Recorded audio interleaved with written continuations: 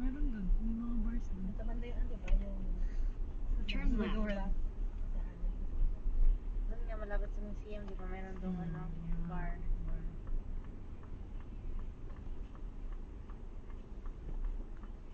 Or walang strip ng mga bars. Baka masyadong naka-ano eh. Ang nakaalam niya yung mga taga-here talaga eh. In 600 meters, Mga Turn mga right. Iloilo kids. Meron pa silang mga Chinese ko, no? Like, ano palang mga Chinese dito. Oo. So, pag nainis ko.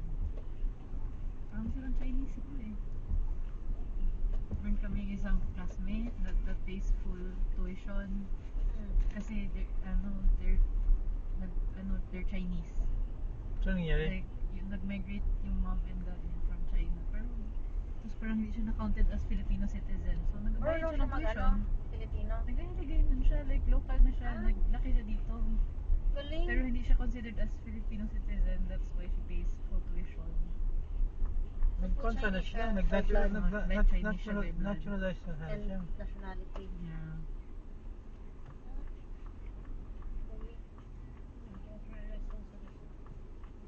Pero baka ayaw nila. Tibak pa naman yun. Ha? Tibak yun. Okay. Kaya ano niya ang kanyang roots. Ilawan siya may Chinese. Kung yun siya. Nag-pretend lang yun siya, pero actually, Grabe naman communist yun. pa yan siya. Pero yung tour guide ko natin, nagkoko yung kung anong opinion na ba. Sabi ko sa kanya. Diyan na po. After 7-Eleven.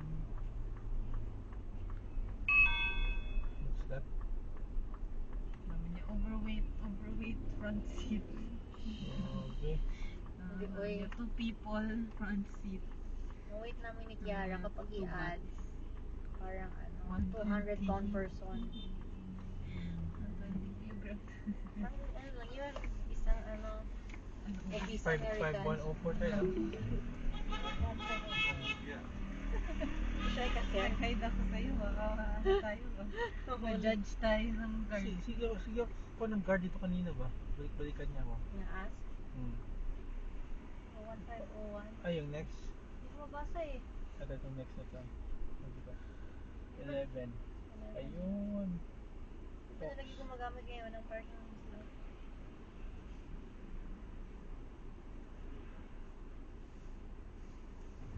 Maganda yung security nila actually.